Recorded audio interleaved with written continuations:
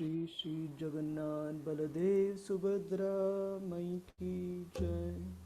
श्री श्री गौर निताय भगवान की जय।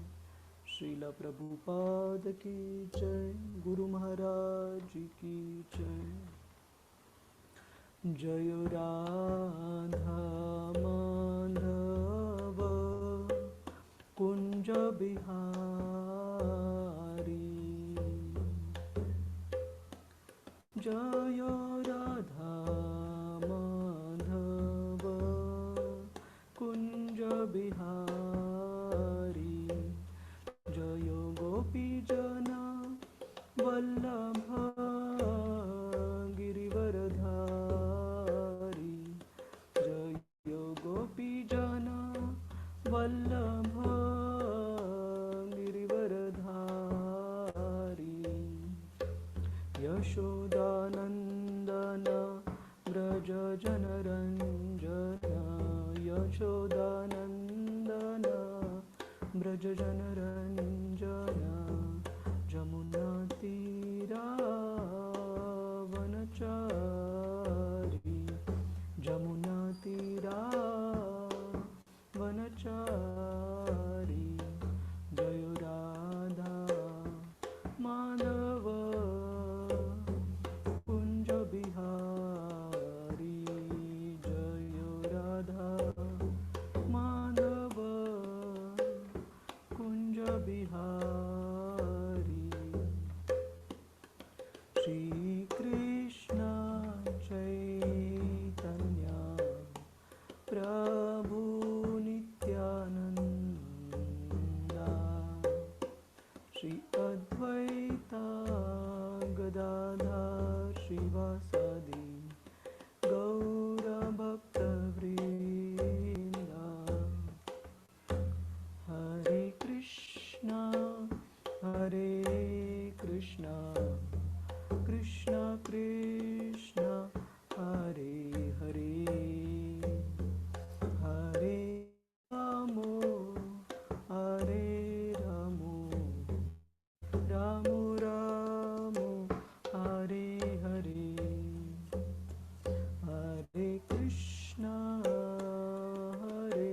कृष्णा कृष्णा कृष्णा हरे हरे। हरे रामो रामो रामो हरे हरे। हरे कृष्णा कृष्णा कृष्णा हरे हरे। हरे रामो रामो रामो हरे हरे। हरे कृष्णा कृष्णा कृष्णा हरे हरे। हरे रामो रामो रामो हरे हरे। हरे कृष्णा कृष्णा कृष्णा हरे हरे। हरे रामो रामो रामो हरे हरे। जय राधा गोविंद श्री राधे। जय गौरानीताय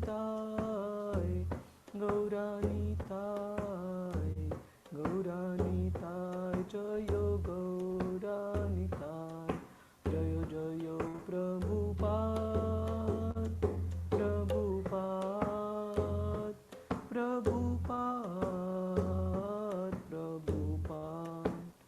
जय गुरुदेव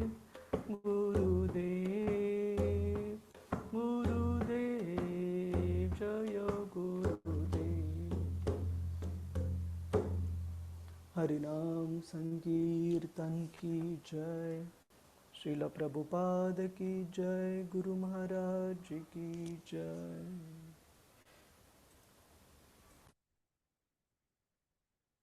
ओम नमो भगवते वासुदेवाय। ओम नमो भगवते वासुदेवाय। ओम नमो भगवते वासुदेवाय। नारायणं नमस्कृत्य नरं चैव नरोत्तमं देवीं सरस्वतीं व्यासं ततो जयमुदीरये। नष्टप्रायेषु अभद्रेषु नित्यं भागवत सेवया भगवतीरुत्तमश्लोके भक्तिर्भवति नैष्टिकी। कृष्णाय वासुदेवाय देवकीनन्दनाय च नन्दगोपकुमाराय गोविन्दाय नमो नमः। ॐ अज्ञानतिमिरन्धस्य ज्ञानाञ्जनशलाकया चक्षुरुन्मिलितं येन तस्मै श्रीगुरवे नमः।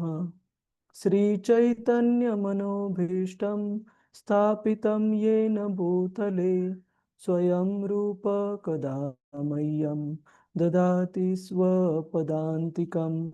वन्देऽहं श्रीगुरो श्रीयुतापदकमलं श्रीगुरून् वैष्णवांश्च।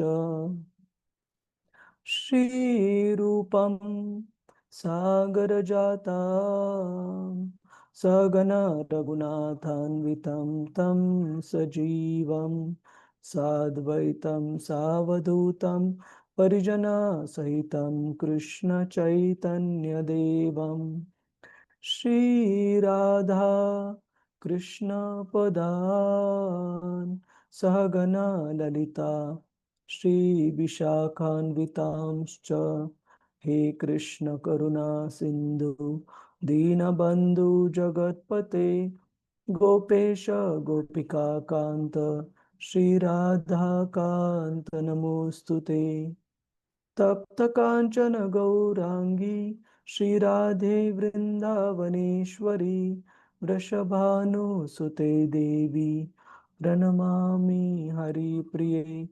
वाञ्छाकल्पतरुभ्यश्च कृपा सिन्धुभ्य एव च पतितानां पावनेभ्यो वैष्णवेभ्यो नमो नमः।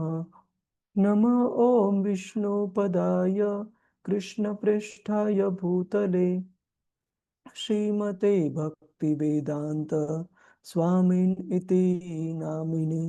नमस्ते सरस्वते देवी गौरवाणी प्रचारिणे निर्विशेष शून्यवादी पाश्चात्य देशतारिणे। जय श्री कृष्ण चैतन्य प्रभु नित्यानंद श्री अद्वैत गदाधर श्रीवास आदि गौर भक्त वृंदा। हरे कृष्णा कृष्णा कृष्णा हरे हरे, हरे राम राम राम हरे हरे। हरे कृष्ण प्रभुजीच माताजी सर्वांचं स्वागत आहे आजच्या श्रीमद भागवतम चर्चेमध्ये। तर आपण मागच्या वेळेला पाहत होतो की ब्रह्माजी नारद मुनींनी विचारलेल्या प्रश्नांची उत्तर देण्यास त्यांनी सुरुवात। प्रभूजी हरे हा, कृष्णा प्रभूजी धन्यवाद प्रभूजी। धन्यवाद। जेव्हा तुम्ही तबला वाजवता ना तेव्हा तुमचा आवाज स्लो कमी येतो कमी आणि होतो हो, आणि आता तबला व्यवस्थित सोडल्यानंतर तुमचा आवाज क्लिअर येतो। हो, त्याचं कारण हे की हे जे सेटिंग आहे ना ओरिजिनल साऊंड फॉर म्युझिशियन्स, जर मी ते ऑन नाही केलं तर मृदंगाचा आवाज येणार नाही बिलकुल माताजी। अच्छा हा ठीक आहे, जर याच्यावर कीर्तन करून पाहू आपण पुढच्या वेळेला, पाहू आपण ओके कसं होतं। ठीक आहे, ओके ओके ओके हरे ओके हरे कृष्ण। तर आपण पाहत होतो की नारद मुनींचे जे मिसकन्सेप्शन म्हणजे चुकीचे समज होते की ब्रह्माजी हे स्वतंत्र आहेत का सृष्टीच्या निर्मितीमध्ये? त्याबद्दल आपण ब्रह्माजींनी सांगितलेलं उत्तर पाहिलं, की रोचिताम रोचयामी अहम, की ब्रह्माजींनी एका ज्या प्रकारे एक सज्जन व्यक्ती स्वतःला लागून असलेली जी स्तुती आहे ती कधी स्वीकारत नाही, ती परत करतो. त्याचप्रमाणे ब्रह्माजींनी पण नारद मुनींना सांगितलं, की मी स्वतंत्र निर्माता नाहीये सृष्टीचा. मी स्वतः भगवंतांद्वारे रचित आहे आणि भगवंतांनी जे सृष्टीचे घटक मांडून दिलेले आहेत, पृथ्वी, वायू, जल, अग्नी, आकाश इत्यादी, या घटकांचा उपयोग करून मी सृष्टीचा निर्माण करतो. अशा प्रकारे ब्रह्माजींनी ती समजूत जी होती नारद मुनींची ती दुरुस्त केलेली आहे. आणि त्यानंतर श्लोक क्रमांक 23 पासून ब्रह्माजी नारद मुनींनी जे विचारलेले 6 प्रश्न आहेत, की सृष्टीचा निर्माण कशा प्रकारे झाला, कोणत्या आधारावर ही सृष्टी स्थित आहे, त्याचे घटक कोणते आहेत वेगवेगळे, त्याबद्दल उत्तर देण्यासाठी सुरुवात करत आहेत ब्रह्माजी श्लोक क्रमांक 23 पासून.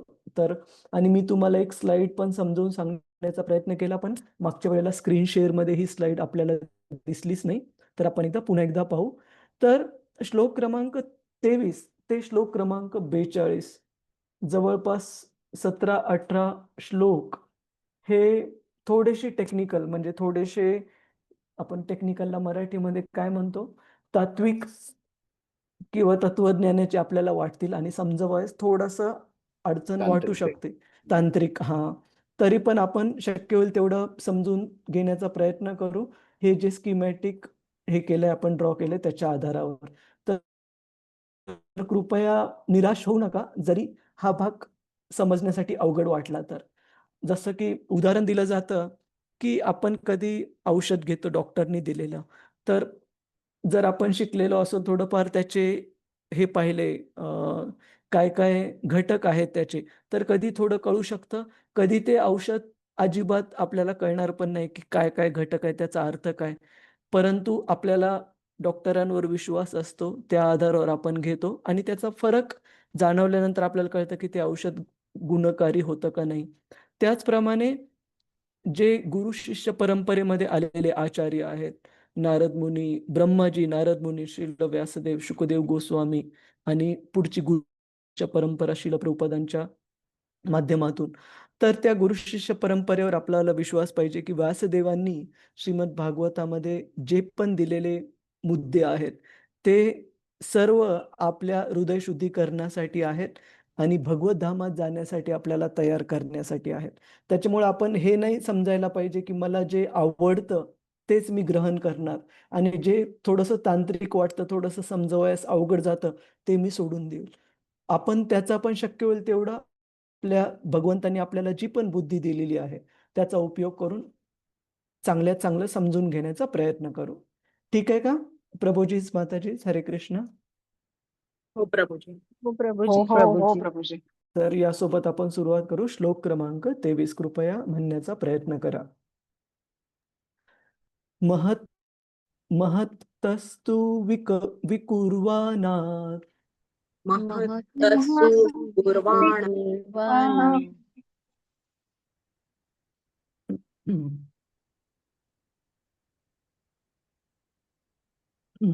रजः सत्त्वोपबृंहितात् रजसत्त्वबृंहितात् तमः प्रधानस्त्वभवत् तमःप्रधानत्वभवत् द्रव्यज्ञानक्रियात्मकः.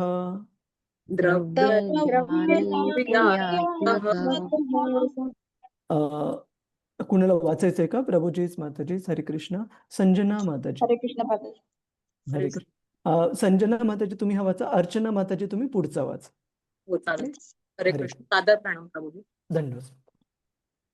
महत्त्वामध्ये क्षोभ झाल्यामुळे भौतिक क्रिया निर्माण होतात. सर्वप्रथम सत्वगुण व रजगुणाचे रूपांतर होते आणि नंतर तमोगुणामुळे जड पदार्थ, त्याचे ज्ञान आणि भौतिक ज्ञानाच्या विविध क्रिया निर्माण होतात. तात्पर्य श्रील प्रभुपाद द्वारा सर्व प्रकारची भौतिक निर्मिती ही जवळजवळ रजोगुणाच्या विकासामुळेच होते. महत् तत्व हे भौतिक सृजनाचे मूळ तत्व आहे आणि भगवंतांच्या इच्छेने त्यामध्ये क्षोभ होतो. तेव्हा सर्वप्रथम रजोगुण आणि सत्वगुण प्रधान होतात. नंतर विविध प्रकारच्या भौतिक क्रियांमुळे निर्मित झालेला रजोगुण प्रभावी होतो आणि अशा रीतीने जीव अधिकाधिक अज्ञानामध्ये गुरफटले जातात. ब्रह्मदेव हे रजगुणाचे प्रतिनिधित्व करतात. श्री विष्णू हे सत्वगुणाचे आणि भौतिक क्रियांचे जनक, शंकर हे तमोगुणाचे प्रतिनिधित्व करतात. भौतिक प्रकृतीला माता असे म्हणतात आणि भौतिक प्रकृतीला माता असे म्हणतात आणि भौतिक जीवनाचे जनक शंकर हे पिता आहेत. म्हणून जीवांनी केलेली सर्व भौतिक निर्मिती रजोगुणामुळे होते.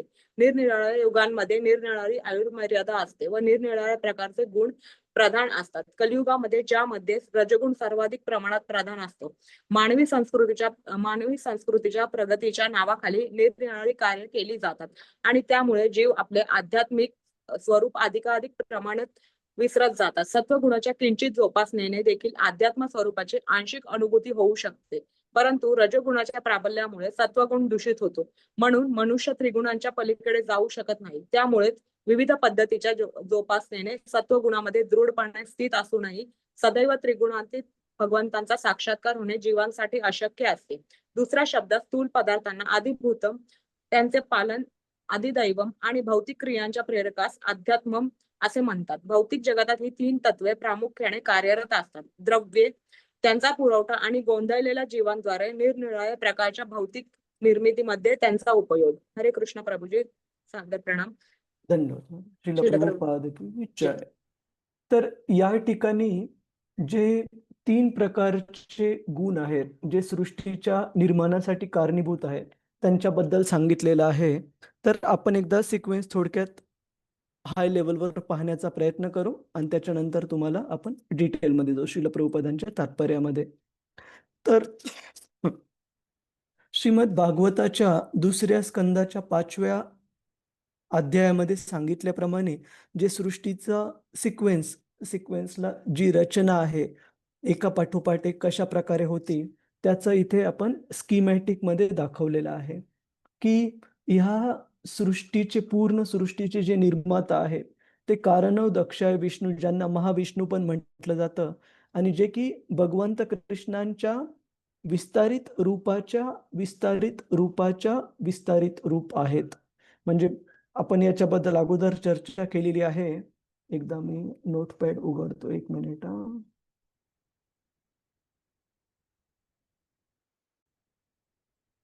हा, की आपण याच्यावर अगोदर चर्चा केली की भगवंत कृष्ण त्यांच्यापासून जे पहिलं त्यांचं विस्तारित रूप आहे ते कोण आहे? संकर्षण. हा, कृष्णांपासूनचं सर्वात पहिलं विस्तारित रूप आहे बलरामजी.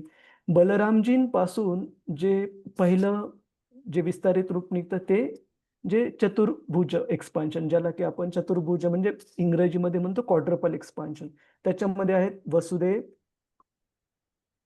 संकर्षण, पुढे प्रद्युम्न आणि अनिरुद्ध. Very good. तर हे 4 जे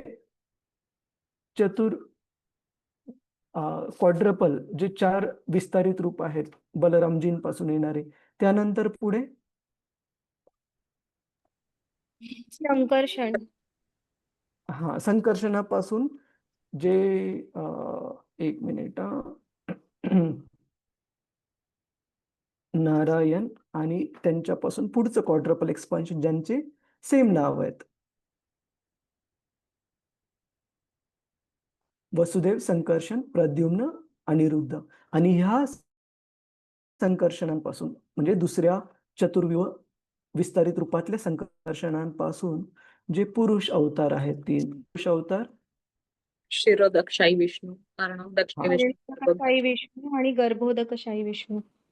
व्हेरी गुड. तर ह्यांच्यापैकी सर्वात पहिले आहेत कर्णोदक्ष विष्णू, ज्यांना महाविष्णू पण म्हटलं जातं. ठीक आहे. त्यानंतर गर्भोदक्ष विष्णू आणि त्यानंतर आहेत क्षीरोदक्ष विष्णू. तर ह्या पुरुष अवतारांपैकी जे महाविष्णू किंवा कर्णोदक्ष विष्णू आहेत. त्यांच्यापासून सृष्टीच्या निर्माणाला सुरुवात होते आणि त्यांच्यापासून काळ, कर्म आणि जीवांचे स्वभाव हे सर्वात अगोदर बनवले जातात. ज्यांच्या 3 यांच्या माध्यमातून प्रधान म्हणजे जे अनमॅनिफेस्टेड मोड्स, म्हणजे सृष्टीचे जे 3 नियम, प्रकृतीचे 3 जे गुण आहेत, सत्वगुण, रजोगुण आणि तमोगुण, ते सुप्त रूपामध्ये प्रधान अवस्थेमध्ये तयार होतात.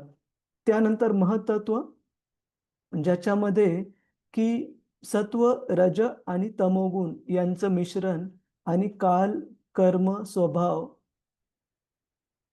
जे की अगोदर तयार आहेत त्यांच्या मिश्रणाद्वारे महत्त्व तयार होतं. आणि सगळ्यात सोपं समजून घेण्याचं म्हणजे की सृष्टीच्या निर्माणामध्ये जे सूक्ष्म घटक आहेत ते अगोदर तयार होतात आणि सूक्ष्म घटकापासून स्थूल घटक नंतर तयार होतात.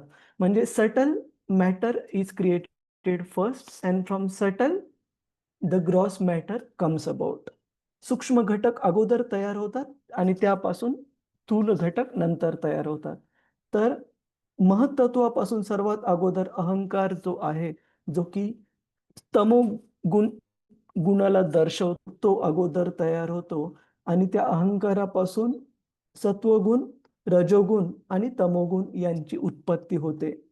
आणि यामध्ये सात्विक अहंकार, राजसिक अहंकार आणि तामसिक अहंकार, ज्याला की वेगवेगळे टर्मिनॉलॉजी भागवतामध्ये वापरलेलं आहे. पुढच्या श्लोकांमध्ये आपल्याला दिसेल की ज्ञानशक्ती, क्रियाशक्ती आणि द्रव्यशक्ती म्हणून सांगितलंय. आणि इथे पण या श्लोकामध्ये आपल्याला पाहायला मिळेल की शेवटी श्रील प्रभुपादजी सांगतात, कुठे ते वाक्य, की द्रव्य, क्रिया आणि ज्ञान. शेवटून दुसरी ओळ प्रभूजी. त्यांचा बोल. शेवटून दुसरी ओळ ना. हा, भौतिक जगतात ही 3 तत्वे म्हणजे आदिभूत, आदिदैविक आणि आध्यात्मिक हे प्रामुख्याने कार्यरत असतात. द्रव्य त्यांचा पुरवठा आणि गोंधळलेले जीव. याचा अर्थ ही जी ज्ञानशक्ती, क्रियाशक्ती आणि द्रव्यशक्ती यांच्या माध्यमातून सृष्टीची पुढची निर्मिती होते. विशेषतः द्रव्यशक्तीमधून जे आपले 5 इंद्रिय आहेत आणि त्या 5 इंद्रियांचे जे 5 वेगवेगळे इंद्रियांचे विषय, subject for the corresponding census, ते आहेत. उदाहरणार्थ, आणि जे जे ह्या सृष्टीचे 5 घटक आहेत, पृथ्वी, वायू, जल, अग्नी, आकाश, यांची निर्मिती कशा प्रकारे होते, यांचं हे द्रव्य शक्तीमधून निर्माण होतात. इकडे उजवीकडे दाखवलेलं आहे की सर्वात अगोदर इंद्रिय विषयांमध्ये जो सूक्ष्म घटक आहे तो आहे आवाज. आवाजाची निर्मिती सर्वात अगोदर होते आणि आवाजापासून अवकाश, ज्याच्यामध्ये ध्वनी लहरी ट्रॅव्हल करतात, प्रवास करतात, त्या अवकाशाची निर्मिती होते. त्यामधून सेन्स ऑफ टच म्हणजे स्पर्श जो आहे त्याची निर्मिती होते. आणि स्पर्श हा जो इंद्रिय विषय आहे त्याचा मूलभूत घटक आहे हवा, त्याची निर्मिती होते. त्यानंतर फॉर्मला आपण मराठीमध्ये काय म्हणतो, फॉर्म म्हणजे शेप म्हणजे आकार, त्याची निर्मिती होते. आणि त्याचा जो पंचमहाभूतांपैकी घटक आहे अग्नी, त्याची निर्मिती होते. त्यानंतर टेस्ट म्हणजे चव, ह्या इंद्रिय विषयाची निर्मिती होते. आणि त्यापासून जो 5 पंचमहाभूतांपैकी जो घटक आहे पाणी, त्याची निर्मिती होते. आणि त्यानंतर वास हा जो इंद्रिय विषय आहे त्याची निर्मिती. आणि त्यानंतर शेवटचा जो मूलभूत घटक आहे पंचमहाभूतांपैकी पृथ्वी, याची निर्मिती होते. तर या सर्व इंद्रिय विषय आणि 5 जे पंचमहाभूत आहेत, पृथ्वी, वायू, जल, अग्नी, आकाश, अर्थ, वॉटर, फायर, एअर, इथर, सिक्वेन्स तीच नाहीये तर कन्फ्यूज होऊ का. तर ह्या 5 घटकांची निर्मिती आणि इंद्रियांचे आपले जे 5 विषय आहेत त्यांची निर्मिती द्रव्यशक्ती किंवा तामस अहंकार यांच्याद्वारे होते. त्यानंतर राजस अहंकार याद्वारे आपली जी बुद्धी आहे, आणि प्राणवायू, याचा अर्थ असा नका समजू की जीव तर दिव्य आहे आणि भगवंतांचा अंश आहे, परंतु त्याच्या संबंधी जी प्राणवायू त्याची आणि जे 10 5 वर्किंगला आपण काय कर्मेंद्रिय आणि 5 ज्ञानेंद्रिय यांची निर्मिती होते. तर 5 ज्ञानेंद्रिय तर आपल्या सर्वांना माहितीच आहे की डोळे, नाक, जीभ, कान आणि त्वचा हे 5 ज्ञानेंद्रिय आहेत. आणि 5 कर्मेंद्रियांमध्ये हात, पाय, ऑफ टच म्हणजे त्वचा, प्रोक्रिएटरी ऑर्गन जननेंद्रिय आणि इव्हॅक्युएटरी ऑर्गन म्हणजे मलमूत्र बाहेर टाकण्याची इंद्रिय, यांना कर्मेंद्रिय म्हटलं जातं. यांची निर्मिती होते राजस अहंकार किंवा क्रियाशक्तीमधून. आणि आदिदैविक किंवा ज्ञानशक्ती किंवा सात्विक अहंकारामधून मन आणि जे 10 वेगवेगळे यांचे इंद्रियांचे करस्पॉन्डिंग देवता आहेत त्यांची निर्मिती होते. तर या सर्व घटकांची निर्मिती आणि त्यांची सिक्वेन्स सूची ही भागवतामध्ये दिलेली आहे. आणि ज्यावेळेस वेगवेगळे ब्रह्मांड निर्माण केले जातात त्यावेळेस जवळपास हजारो वर्ष हे ब्रह्मांड तसेच राहतात, जोपर्यंत गर्भोदक्ष विष्णू प्रत्येक ब्रह्मांडामध्ये एक गर्भोदक्ष विष्णू प्रवेश करत नाहीत. आणि त्यांच्याद्वारे सर्वात अगोदर त्यांच्या नाभी कमळातून ब्रह्माजींची उत्पत्ती होते आणि ब्रह्माजींद्वारे या घटकांचा उपयोग करून जे भगवंतांनी बनवून दिलेत. उदाहरणार्थ तुम्ही समजा की कॉन्ट्रॅक्टर आहे आणि तो घर बांधायचं त्याला आपण गुत्तक कॉन्ट्रॅक्ट दिलेला आहे. तर त्याला वाळू, सिमेंट, खडी, विटा हे जे घटक आहेत ते लागतील. लोखंडाच्या सळया वगैरे हे घटक लागतील आणि या घटकांचा उपयोग करूनच तो कॉन्ट्रॅक्टर घर बांधू शकतो. त्यामुळे ब्रह्माजींना असं समजा की ज्या प्रकारे कॉन्ट्रॅक्टर हे दुय्यम निर्माते आहेत. का? कारण जे मूलभूत घटक आहेत विटा, वाळू, सिमेंट, लोखंडाच्या सळया इत्यादी ह्या जर उपलब्ध नसतील तर हे बांधकामाचे जे गुत्तेदार आहेत, कॉन्ट्रॅक्टर आहेत, ते बांधकाम करू शकणार नाहीत. त्याचप्रमाणे ब्रह्माजी पण ह्या सृष्टीचं निर्माण करू शकणार नाहीत जर त्यांना हे सृष्टीच्या निर्माणासाठीचे घटक भगवंतांद्वारे दिले गेलेले नाहीयेत. तर त्याच्यामुळे ब्रह्माजी त्या अगोदरच्या श्लोकामध्ये रोचयामी रोचिताम अहम मध्ये सांगतात की भगवंत हे मूलभूत घडवणारे आहेत, निर्माता आहे सृष्टीचे, आणि ब्रह्माजी हे सेकंडरी क्रिएटर म्हणजे दुय्यम निर्माता आहे सृष्टीचे. तर हा जो चार्ट आहे आम्ही तुम्हा सर्वांसोबत शेअर करू.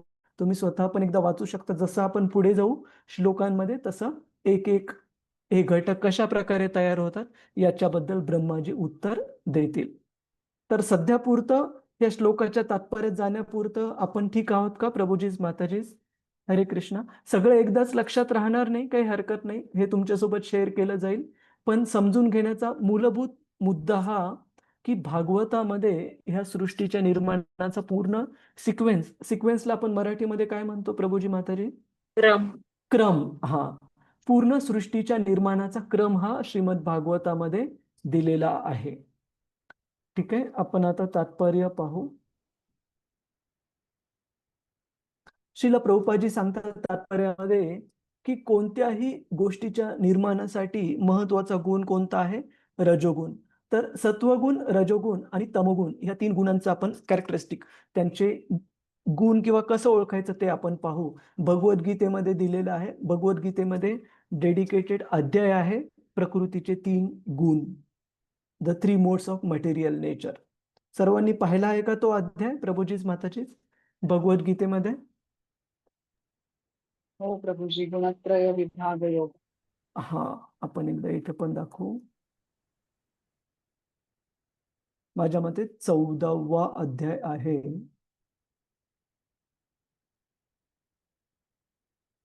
हा, 14वा अध्याय, the 3 modes of material nature, प्रकृतीचे 3 गुण. तर तुम्ही थोडा वेळ काढून जरूर वाचा तुमच्या भगवद्गीतेमध्ये. पण हाय लेवलला म्हणजे वरवरच्या स्तराला जर आपल्याला समजून सांगायचं झालं तर सत्वगुण त्याचे गुणधर्म असे सांगितलेले आहेत की सत्वगुणामधली कोणती गोष्ट ही अधिक काळ टिकते. तर सत्वगुणाचा कोणी गुणधर्म सांगू शकेल का प्रभूजी, माताजी, आपल्यापैकी सत्वगुणातील व्यक्तीचे गुण? हरे कृष्ण प्रभूजी, ज्ञानी असतात, बुद्धिमान असतात. बुद्धिमान असतात, बरोबर आहे. हा संशोधक, तत्वज्ञानी वगैरे अशी म्हणजे बुद्धीची कामं ते करतात आणि बरोबर आहे. ज्ञानाने आणि सुखाने बद्ध पण असतात. बरोबर आहे. बरोबर आहे. तर हरे कृष्ण. त्यांच्यामध्ये अहंकाराची भावना नसते बरोबर आहे. खूप छान आणि माताजी. स्मरणशक्ती खूप असते. बरोबर आहे. आणि इथे भगवद्गीतेत पण भगवंत सांगतात की सामान्यतः सत्वगुणातील आनंदी असतात त्या सत्व एक मिनिट त्याला खाली करतो.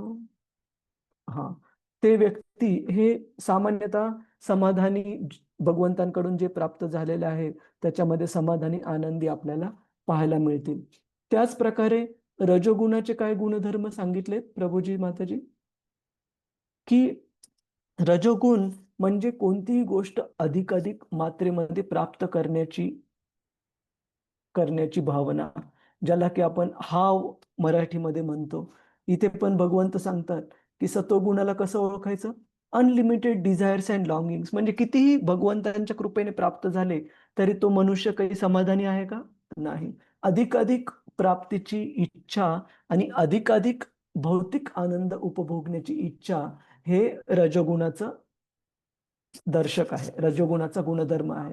आणि आपण आधीच्या एका श्लोकामध्ये पाहिलं होतं दुसऱ्या अध्यायाच्या, की अधिकाधिक ज्या व्यक्तींना भौतिक उपभोग घेण्याची इच्छा आहे त्यांना 62-63 त्यांचे गुण काय सांगितले होते आपण प्रभूजी माताजी? एक मिनिट.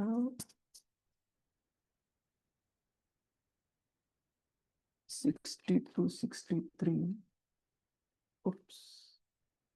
हा, आपण सांगितलं होतं की कामात क्रोध अभिजायते, की खूप सारे भौतिक उपभोग घेण्याची इच्छा ज्यावेळेस पूर्ण होत नाहीत त्याच्यातून काय निर्माण होतो?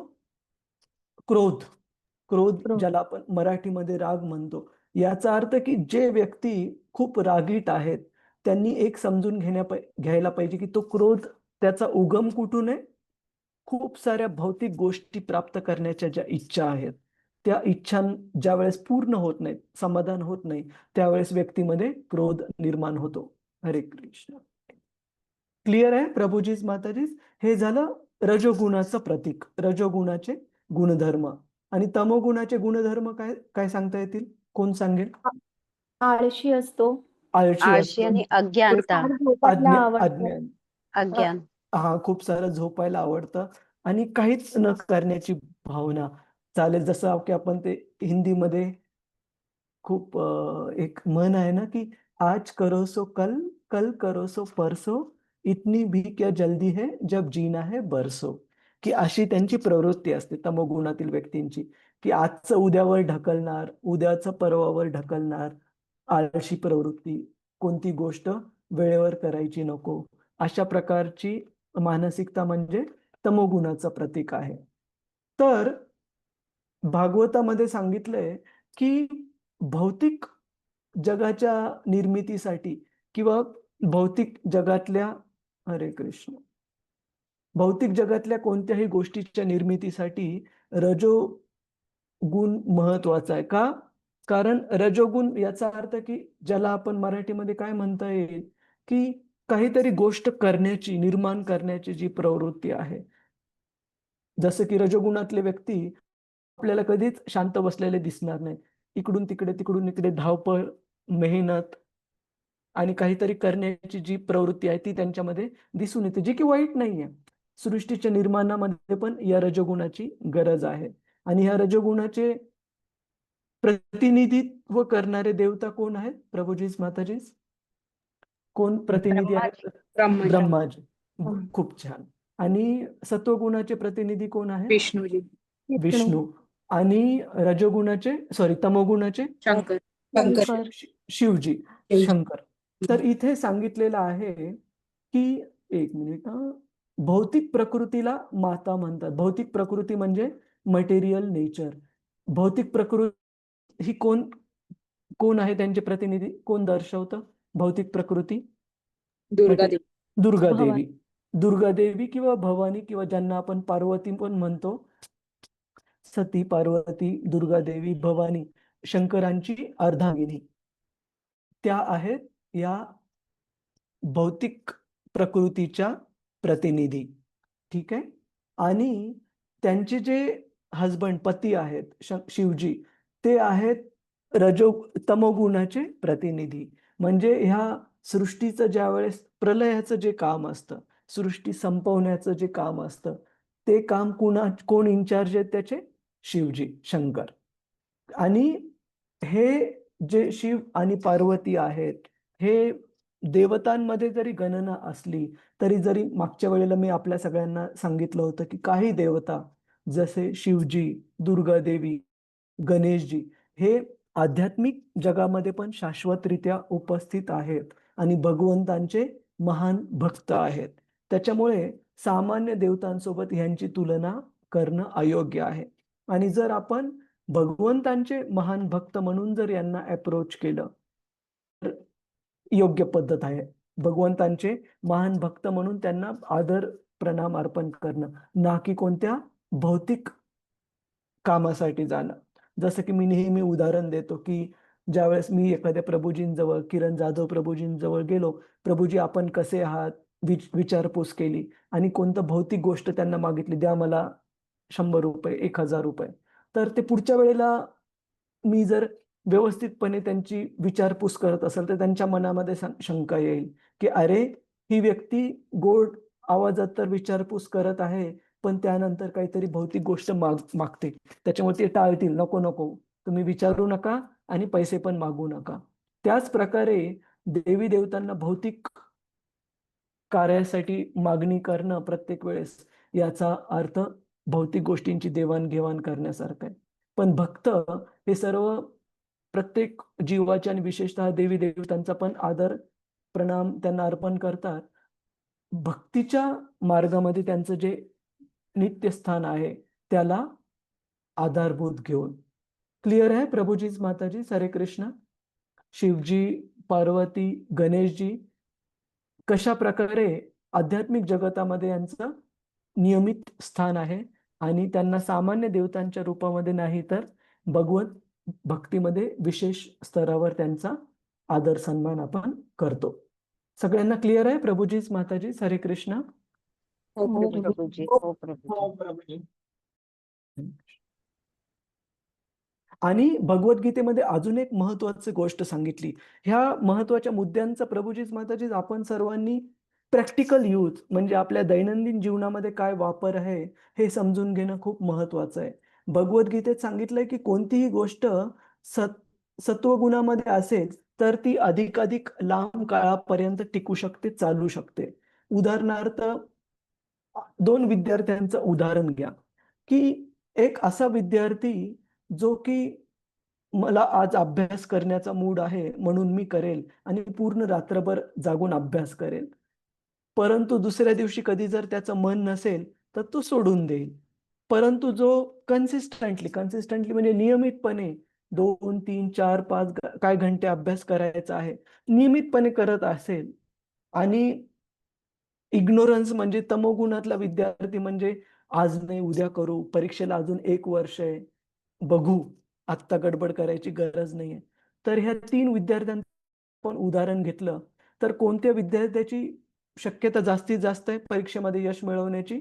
प्रभूजीच माताजी? दुसऱ्या नंबरचा. हो, अभ्यास हा, करतो. जो सत्वगुणामध्ये म्हणजे नियमितता जो बाळगत आहे तर तो यशस्वी होण्याची शक्यता खूप जास्त आहे. का?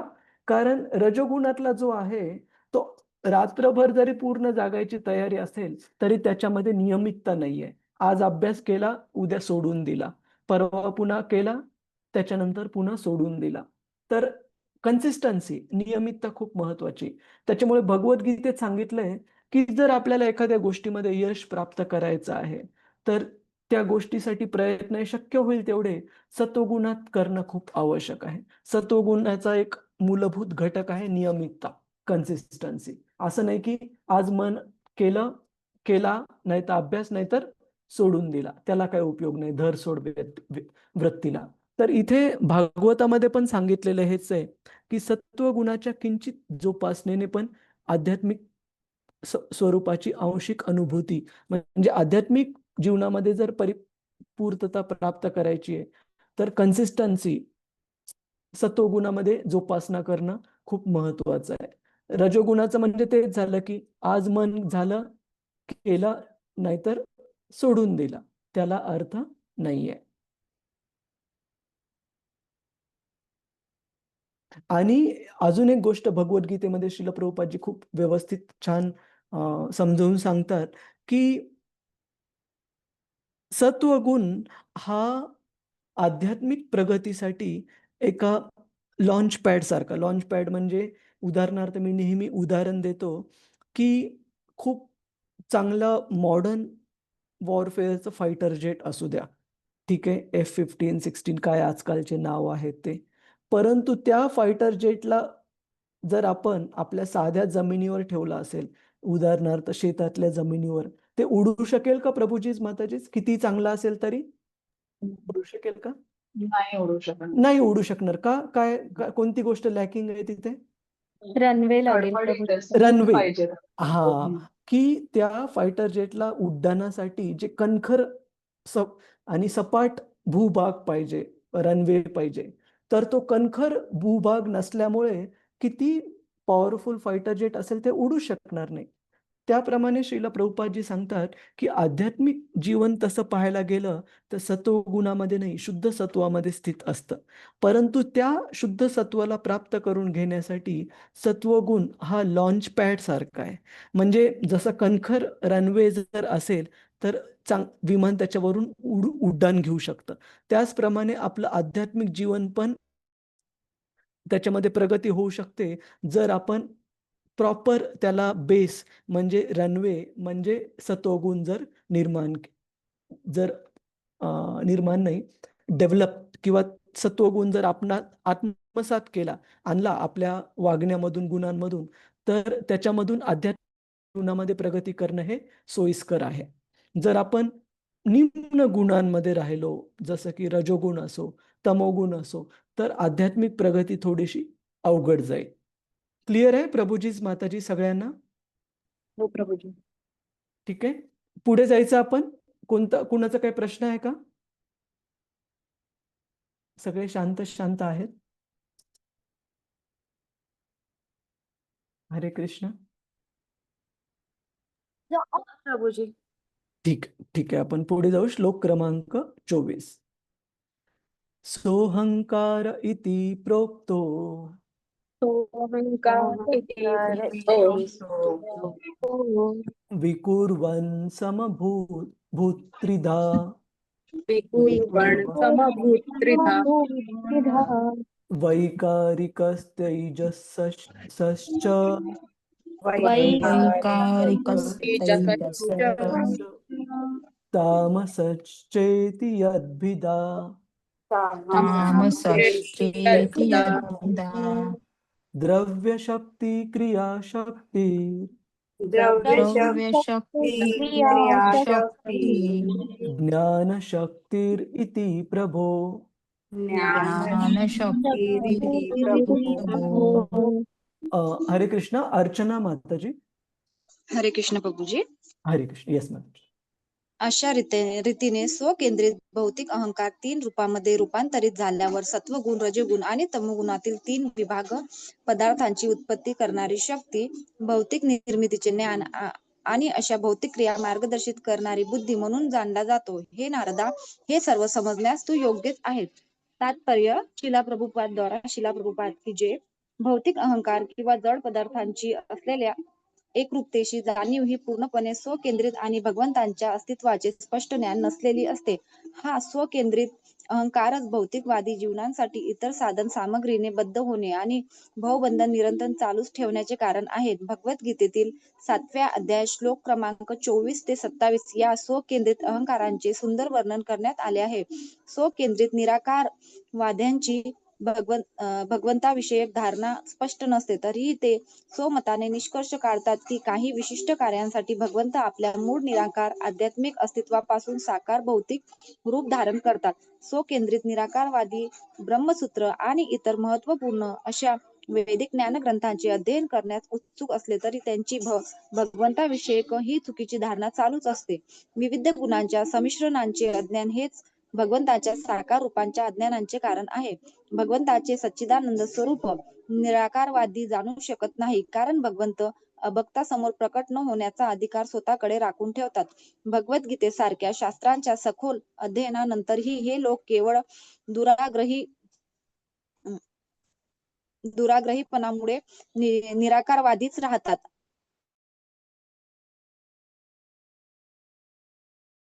ही भगवंतांची व्यक्तिगत शक्ती आहे. ती दुराग्रही हटवादी निराकारवाद्याची दृष्टी आवृत्त करण्यास सहाय्यकारक असते. अशा भ्रमिक व गोंधळलेल्या मनुष्याचे वर्णन मूढ असे केले जाते, कारण ते भगवंताचे दिव्य रूप हे अजन्मा आणि अव्ययी असल्याचे जाणू शकत नाहीत. भगवंत जर काही आपल्या मूळ निराकार स्वरूपातून एखादे भौतिक रूप धारण करीत असतील तर याचा अर्थ आहे की त्यांचा जन्म होतो आणि त्यांच्यामध्ये निराकार ते साकार असा बदल होतो, परंतु त्यांच्यामध्ये तर कधीच बदल होत नाही व ते एखाद्या बद्ध जीवाप्रमाणे जन्मही घेत नाहीत. या जगातील जीवाला आपल्या बद्धावस्थेमुळे प्रत्येक जन्मामध्ये देह बदलावा लागत असेल, परंतु स्वकेंद्रित निर्विशेषवादी आपल्या घोर अज्ञानामुळेच भगवंतांनाही स्वतःपैकीच एक समजतात. याचे कारण त्यांनी वेदांताच्या अध्ययनामध्ये कितीही तथाकथित प्रगती केलेली असली तरी ते स्वकेंद्रित व अहंकारीच असतात. भगवंत प्रत्येक प्राणीमात्रांच्या हृदयात स्थित असल्याने ते अशा बद्ध जीवांची भूत, वर्तमान व भविष्यातील प्रवृत्ती निश्चितपणे जाणतात, पण भ्रमित बद्ध जीव मात्र त्यांचे शाश्वत रूप जाणू शकत नाहीत. म्हणून निराकारवाद्याने जरी भगवंताचे ब्रह्म आणि परमात्मा स्वरूप जाणून घेतले तरी तो भगवदिच्छेनेच प्राकृतापलीकडील त्यांच्या शाश्वत साकार नारायण रूपाविषयी मात्र अज्ञानीच राहतो. अशा घोर अज्ञानाचे कारण म्हणजे भौतिकवादी लोक कृत्रिम रीतीने आपल्या भौतिक आवश्यकता वाढविण्यास अतिशय मग्न झालेले आहेत. भगवंताची अनुभूती होण्यासाठी मनुष्याने भक्तिपूर्ण सेवेद्वारे आपली भौतिक इंद्रिये शुद्ध करणे आवश्यक आहे. सत्वगुण किंवा वेदांमध्ये सांगितलेली संस्कृती ही अशा आध्यात्मिक साक्षात्कारासाठी सहाय्य करते आणि म्हणून बद्ध जीवांचे ज्ञान शक्ती स्तर हा द्रव्य शक्ती आणि क्रियाशक्ती या दोन स्तरांपेक्षा अधिक चांगला आहे. अखिल एक संस्कृती ही द्रव्यांच्या विशाल संग्रहाने अभिव्यक्त झालेली आहे, किंवा दुसऱ्या शब्दात सांगायचे तर उद्योग धंद्यासाठीचा कच्चा माल आणि औद्योगिक प्रकल्प क्रियाशक्ती हे सर्व आध्यात्मिक जीवांच्या घोर अज्ञानामुळे निर्माण होतात. भौतिकवादी संस्कृतीमधील द्रव्य शक्ती व क्रियाशक्तीवर आधारित असलेली ही मोठी विसंगती दूर करण्यासाठी मनुष्याने भगवद्गीतेत 9:27 पुढील प्रमाणे सांगितलेल्या कर्म योगांच्या तत्वांचे पालन करून भक्तिपूर्ण सेवा स्वीकारणे आवश्यक आहे. यत्करू वाचायचं आहे प्रभू. हा म्हणा. दशनासी यज्जुहोसी ददासी यत्तपस्येसी कौंतेय तत्कुरुष्व मदर्पणम. हे कौंतेय, तू जे जे कर्म करतोस, जे जे खातोस, जे जे हवन करतोस किंवा दान देतोस आणि तू जे तप करतोस ते सर्व तुला मला अर्पण कर. हरे कृष्ण. धन्यवाद माताजी. हरे कृष्ण. श्रीला प्रभुपाद की जय. तर इथे सर्वात अगोदर श्रीला प्रभुपादजी सांगत आहेत की जे निराकारवादी आहेत त्यांची चुकीची संकल्पना काय असते, की त्यांना असं वाटतं की भगवंत ज्या वेळेस या भौतिक जगामध्ये अवतरित होतात त्यावेळेस ते आपल्यासारखं म्हणजे हाडामासांचं जे भौतिक घटकांपासून बनलेलं शरीर आहे जे की नश्वर आहे. नश्वर याचा अर्थ काय, की आपण लहान होतो, आता मोठे झालेलो आहोत आणि प्रत्येक दिवशी शरीर हे मृत्यूच्या एक एक दिवस पुढे पुढे जवळ जात आहे. आपलं शरीर हे हळूहळू जर्जर होत राहतं ज्या प्रकारे आपलं वय वाढतं. परंतु भगवंतांचं शरीर असं नाहीये. कृष्णाचा कधी तुम्ही ओल्ड एज वृद्धापकाळात कधी फोटो पाहिलाय का प्रभूजी माताजी? नाही. आपण पाहतो की कुरुक्षेत्राच्या युद्धभूमीवर भगवंतांचं वय जवळपास 100च्या आसपास होतं, 90 वगैरे. आणि त्यावेळेस त्यांना ग्रेट ग्रँड चिल्ड्रन म्हणजे खापरपंतू पण होते, परंतु भगवंत हे तरीही निरंतर यौवन अवस्थेमध्ये आपल्याला दिसतात. युथ म्हणजे तरुण वयामध्ये आपल्याला भगवंत दिसतात. का? कारण त्यांचं शरीर हे सच्चित आनंद आहे. आपल्या शरीरासारखं नश्वर नाहीये त्यांचं शरीर. त्यामुळे ही जी समज आहे निराकारवाद्यांची ती त्यांना भगवंतांना पूर्ण व्यवस्थित प्रकारे जाणून घेण्यापासून रोखून ठेवते योगमायेच्या पडद्याद्वारे. आणि श्रील प्रभुपादजी त्यांच्या तात्पर्यामध्ये भगवद्गीतेच्या एका श्लोकाला रेफर करत आहेत. अवजानन्ति माम मूढा. आपण एकदा तो श्लोक म्हणू. 9व्या अध्यायामध्ये 11वा श्लोक आहे. कृपया म्हणण्याचा प्रयत्न करा. अवजानन्ति मां मूढा अवजानन्ति मां मानुषीं तनुम् आश्रितं मानुषं आश्रितं परं भावम् अजानन्तो परं जानीतो मम भूत महेश्वरम. मम महेश्वरम. तर याच्यामध्ये भगवंत सांगतात भगवद्गीतेत की मूढ व्यक्ती असतात ते भगवंतांना एका सामान्य मनुष्याच्या स्तरावर जाणण्याचा प्रयत्न करतात ज्यावेळेस भगवंत या भौतिक जगामध्ये अवतरित होतात आणि ते भगवंतांचं दिव्य रूप जाणत नाहीत की भगवंत हे पूर्ण पुरुषोत्तम भगवंत आहेत. जसं की आपण नेहमी कोणत्या भगवंतांच्या लीलेचं उदाहरण देतो प्रभुजीच माताजीच हे सांगण्यासाठी की भगवंत हे यांचं शरीर कशा प्रकारे दिव्य आहे. आपण काही वेळेस चर्चा केली या उदाहरणाची. कोणतं उदाहरण देतो आपण? जसं की भगवंतांनी पूतना ह्या असुरीचा खेचरीचा वध केला. किती दिवसांचं वय होतं भगवंतांचं त्यावेळेस? 2 ते 3 दिवसांचं बाळ होते, म्हणजे काही दिवसांचं बाळ होते, अर्भक होतं. तर इतक्या छोट्या आणि टेंडर, म्हणजे टेंडरला आपण काय म्हणतो मराठीमध्ये, कोमल कोवळं वय. कोवळं वय आणि शरीर पण एवढं नाजूक दिसत असताना भगवंतांच्या शक्तीमध्ये काही फरक पडला का? नाही फरक पडला. ज्यावेळेस इतक्या छोट्या बाळाने, काही दिवसांच्या बाळाने त्या 12 मैल ही पूतना या आसुरीची लांबी होती, इतकी शक्तिशाली होते ती. त्या 12 मैलाच्या आसुरीच्या व्यक्तीला केवळ आपल्या छोट्या हातांनी पकडून ठेवलं भगवंतांनी, तरी पूतनेने पूर्ण शक्ती लावून पण त्या बाळाला दूर नाही करू शकली. सांगण्याचा हेतू हा की भगवंत हे छोट्या बाळाच्या, नवजात अर्भकाच्या रूपात असू की 100 वर्षाच्या जवळ त्यांचं वय असू, त्यांच्या शक्तीमध्ये कधी फरक पडत नाही. का? कारण त्यांचं शरीर हे दिव्य आहे. परंतु तुमचं माझं शरीर दिव्य नाही, आपलं शरीर हे नश्वर आहे. याचा अर्थ की 20-22 वर्षाच्या वयामध्ये जेवढं आपण एन्थुसियास्टिकली, उत्साहाने कोणतं कार्य करू शकायचो, तेवढं कार्य आपण 40, 50, 60 वयामध्ये नाही अपेक्षा करू शकत. का? कारण हळूहळू शरीराची ती क्षमता कमी होत जाते आपल्या वयाप्रमाणे. तर अशा प्रकारे भगवंतांचं शरीर हे आपल्या शरीरासारखं नश्वर नाहीये. त्यांचं शरीर हे शाश्वत, सच्चित आनंद आणि दिव्य शरीर आहे. क्लिअर आहे का प्रभुजीच माताजीच? हरे कृष्ण. हरे कृष्ण प्रभूजी. 755. पण आज सेशन नाहीये माताजी, आपण थोडासा वेळ घेऊ. हरे कृष्ण. तर निराकारवादी आणि भक्तांमध्ये काय फरक आहे भगवंतांना जाणून घेण्यामध्ये? सगळ्यांना क्लिअर आहे प्रभुजीच माताजीच? कुणाला मुद्दा कळालेला नाही?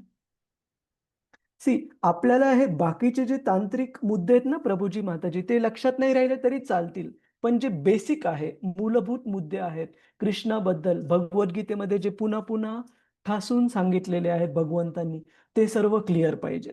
हे आत्ता जो मुद्दा सांगितला निराकारवाद्यांचा भगवंतांबद्दलचा चुकीचा समज आणि भगवंतांचं शरीर हे कशा प्रकारे दिव्य आहे, हे आपल्या भक्तीचं ABC आहे, अ ब क ड आहे, मूलभूत आहे.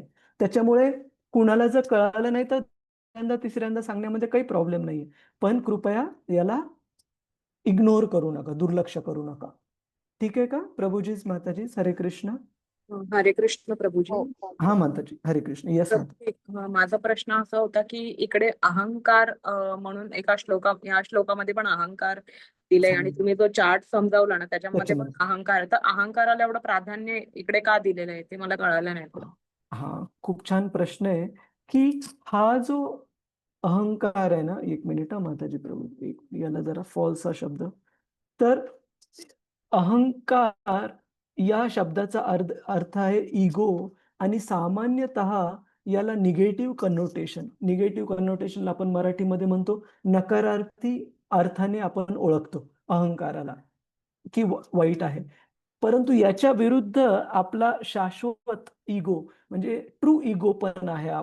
आपला ट्रू इगो किंवा शाश्वत अहंकार आहे आपण भगवंतांचे दास आहोत हे ओळखणं. त्याच्यामध्ये काही चुकीचं नाहीये. तर फॉल्स इगो म्हणजे चुकीचा किंवा त्याला मिथ्या अहंकार हा वाईट आहे.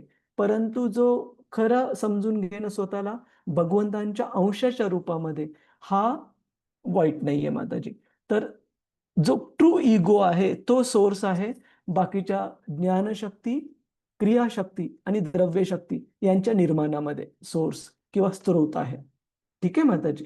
तर अहंकार म्हणजे आपण जो म्हणतो की अरे हा व्यक्ती तर अहंकारी आहे, मिथ्या अहंकारी आहे, फॉल्स इगो म्हणजे इगोइस्टिक आहे, तर त्याचा अर्थ झाला फॉल्स इगो असा. क्लिअर आहे का माताजी? क्षमस्व प्रभूजी, मला तर थोडं हे कळालं नाही की हा अहंकार म्हणजे हे जे आपण बघितलं हे सगळे तत्व की भगवंतांची जे विस्तार बघितले त्याच्यामध्ये बरोबर. अहंकारलाच का आपण घेतलंय तिकडे, दुसरे पण आपण गुण बोलू शकतो असं? हा पण हे बघा आपले जे ग्रॉस एलिमेंट्स आहेत, आपलं जे स्थूल शरीर आहे त्याचे घटक कोणते कोणते संजना माताजी? पृथ्वी, वायू, जल, अग्नी, आकाश. बरोबर आहे. आणि सूक्ष्म घटक कोणते आपल्या शरीराचे? सटल मन, बॉडी, बुद्धी, मन, अहंकार. बुद्धी, आणि बुद्धी, अहंकार. अहंकार. हा तर ह्या 3 सूक्ष्म तत्वांमध्ये जे सर्वात पहिले बनतं किंवा सर्वात अतिसूक्ष्म जे आहे ते मन आणि बुद्धीपेक्षाही अहंकार आहे.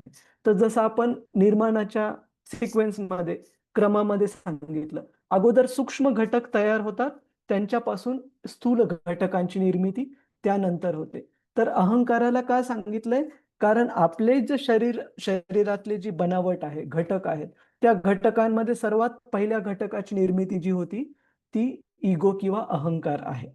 त्यापासून बाकीचे जे दुसरे सूक्ष्म घटक आहेत, मन असू किंवा बुद्धी असू, यांची निर्मिती त्यानंतर होते.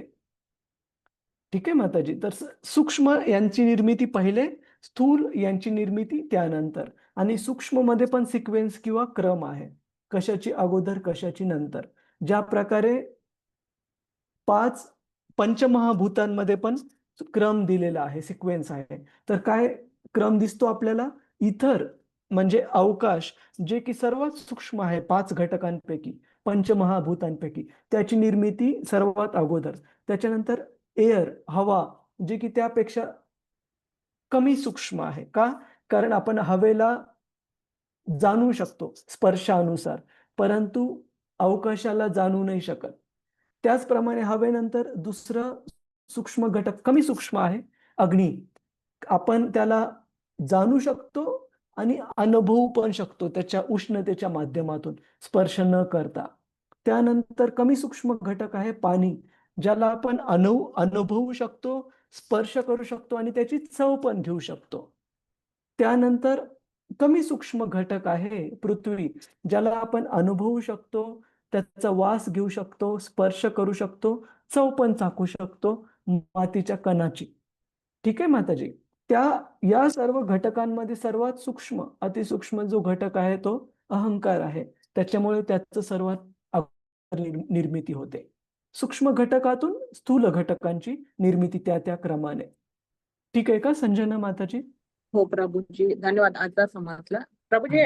Family happens in to various, आम्हाला चार्ट तुम्ही काय एक्सप्लेन करू? हा काय काय म्हणा पुणे आम्हाला जो ही वाली जी लाईन आहे ना खाली, युनिवर्स 1, युनिवर्स 2, हा त्याचं तुम्ही काय एक्सप्लेन केलं होतं? हा की हे सांगितलं होतं की युनिवर्सचा अर्थ मराठीमध्ये ब्रह्मांड. तर अनेक ब्रह्मांडाची निर्मिती तर महाविष्णूंपासून होते, पण त्या ब्रह्मांडांमध्ये जीवसृष्टीची निर्मिती लगेच होत नाही. मी सांगितलं होतं की हजारो वर्षांपर्यंत हे ब्रह्मांड असेच रिकामे राहतात, जोपर्यंत प्रत्येक ब्रह्मांडामध्ये भगवंतांचं विस्तारित रूप गर्भोदक्षाय विष्णू हे प्रवेश करत नाही. आणि त्या गर्भोदक्षाय विष्णूंपासून कुणाची निर्मिती होते? सर्वात अगोदर ब्रह्माजींची.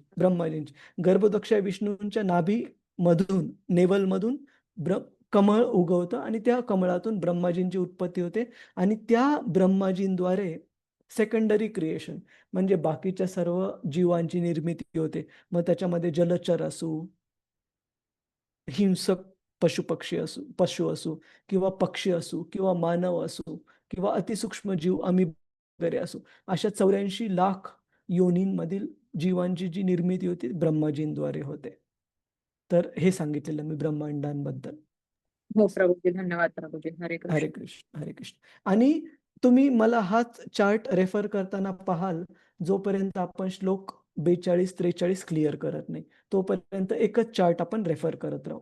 ठीक आहे का प्रभूजीस माताजीस? हो प्रभूजी. हरे कृष्ण. थोडासा वेळ लागत आहे, पण गडबड करू नका आणि निराश पण होऊ नका. कोणती गोष्ट लक्षात आली नाही तर मी पण असं नाही की मला हे सगळं माहिती आहे. मी पण ऐकून, अभ्यास करून, नोट्स करून जेवढं लक्षात येण्याचा प्रयत्न केला तेवढं आपल्याला समजून सांगण्याचा प्रयत्न करत आहे. ठीक आहे का माताजी प्रभूजी? हरे कृष्ण. हो प्रभूजी. हरे. तर आपण पुढच्या वेळेस म्हणजे उद्या श्लोक क्रमांक 25 पासून सुरुवात करूया. ठीक आहे. हरे कृष्ण. अजून कुणाचा काही प्रश्न आहे का प्रभूजीस माताजीस? ठीक आहे. तर आपण इथे थांबू आणि पुढच्या श्लोकाचं हे फक्त अनुवाद बघा की इथे सांगितलंय की कशा प्रकारे तामस अहंकार म्हणजे हा बॉक्स इथे थोडा मूव्ह करून दाखवतो, हा वाला. तर या तामस अहंकारापासून कशा प्रकारे पंचमहाभूतांची निर्मिती होते, जसं की आकाश म्हणजे इथर आणि ह्या आकाशाचा पण अगोदरचा हे म्हणजे आवाज किंवा ज्याला काय म्हटलं जातं, आवाजाला दुसरा ध्वनी. ध्वनी. ध्वनी. ध्वनीची निर्मिती होते, त्यानंतर आकाश तत्वाची, त्यानंतर स्पर्श इत्यादी. ही सिक्वेन्स आपण उद्यापासून पुढे पाहू. ठीक आहे प्रभूजीज माताजीज. हरे कृष्ण. हो तर प्रभूजी. खूप खूप धन्यवाद हरे आपल्या कृष्ण सर्वांचे. प्रभूजी. हरे कृष्ण. यस किरण जाधव प्रभूजी. हरे कृष्ण. दंडवत प्रभू. लाईक तेवढे हा शेअर स्लाइड करते ना बिलकुल मी सगळ्या? आता लगेच माताजींना पाठवतो, त्यांच्याद्वारे ग्रुपमध्ये पाठवतो. ठीक आहे. चालेल, चालेल. जी हरे जी कृष्ण. हरे हरे कृष्ण. कृष्ण. हरे कृष्ण. हरे कृष्ण.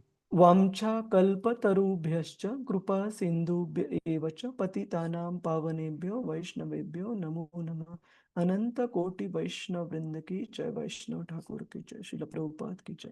आणि ही जी स्लाइड आहे, आपल्यापैकी कुणाला जर व्हॉलंटियर व्हायचं असेल, मराठीमध्ये ट्रान्सलेट करायची तर आपण करू शकता. फक्त एकच काळजी घ्या की शब्द योग्य असला पाहिजे. उदाहरणार्थ साऊंड, याला आवाज शब्द बरोबर नाहीये, ध्वनी हा बरोबर शब्द आहे. त्या प्रकारे थोडासा वेळ घ्या, परंतु मराठीमध्ये करता आलं तर अजून चांगलं, सगळ्यांना समजण्यासाठी सोपं. ठीक आहे. हळूहळू, त्याला काही गडबड नाहीये. हरे कृष्ण. धन्यवाद प्रभूजी माताजी. हरे कृष्ण. आदर प्रणाम. हरे कृष्ण. हरे कृष्ण. हरे धन्यवाद. हरे कृष्ण प्रभूजी. सादर हरे प्रणाम. कृष्ण. धन्यवाद.